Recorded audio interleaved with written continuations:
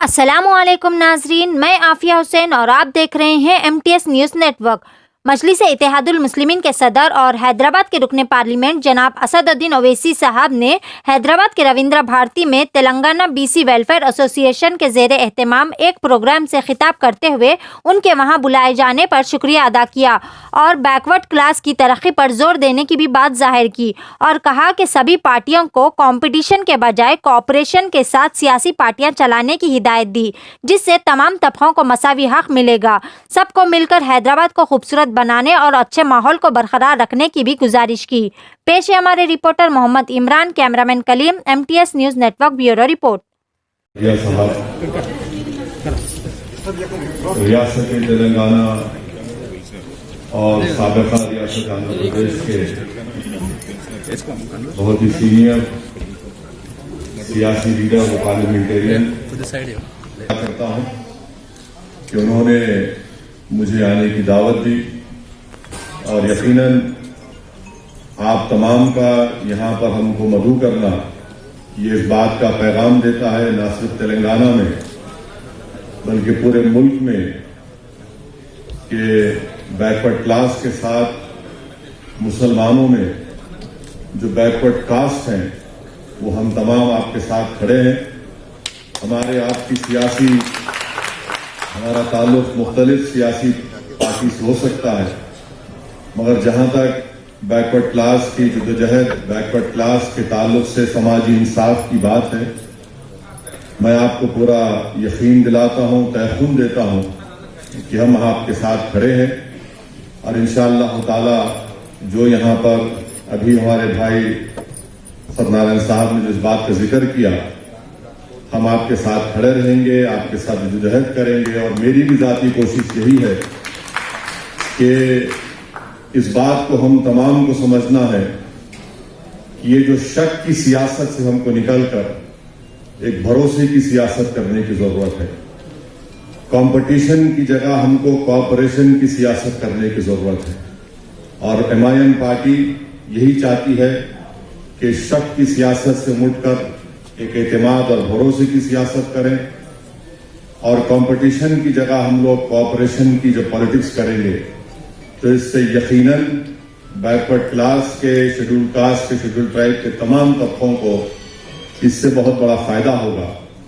اور میں ایک ذمہ دار کے طور پر آپ سے یہ کہنا ہوں کہ ہم آپ کے ساتھ کھڑے ہیں۔ میں یہ بات اس لیے بھی کہہ رہا ہوں کہ پارلیمنٹ میں تو راجیہ سبھا میں گورنمنٹ آف انڈیا نے ایک فگر دیا ہے کہ موجودہ 457 کتنے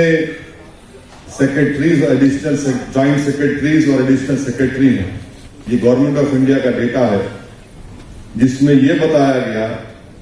کہ صرف 20 شیڈول کاسٹ کے جوائنٹ سیکرٹری، ایڈیشنل سیکرٹری ہیں، 17 شیڈول ٹرائب کے ہیں، اور 19 OBC کے ہیں۔ آپ خود سوچئے کہ اس کا ذمہ دار کون ہے؟ یقیناً ذمہ داری ہم تمام کی عائد ہوتی ہے،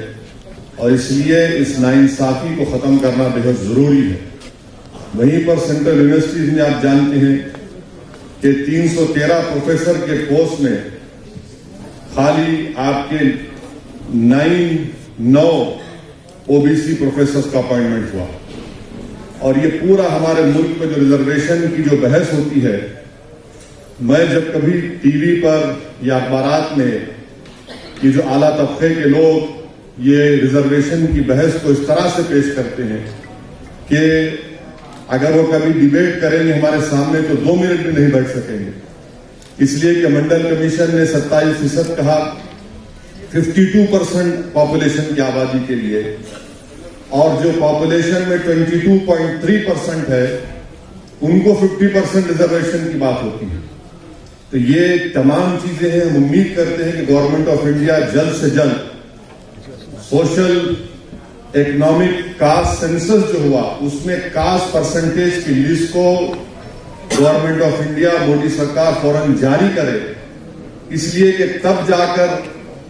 بیکورڈ کلاس کو پتا چلے گا کہ ان کا پرسنٹیج کیا ہے۔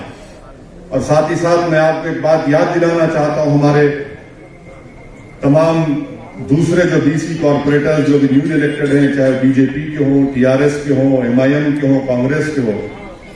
3 जनवरी को हर साल हम लोग सावित्री बाई फुले का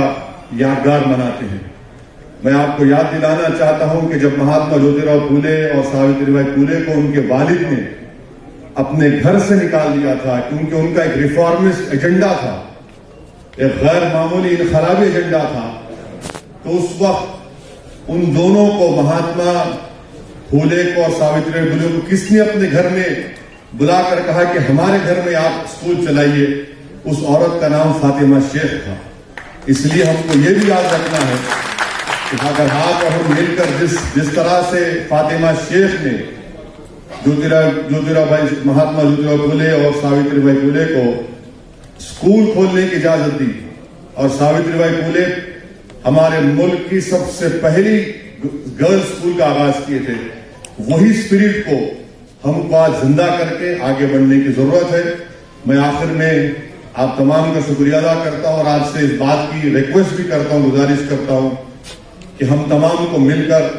हैदराबाद को और खूबसूरत बनाना है,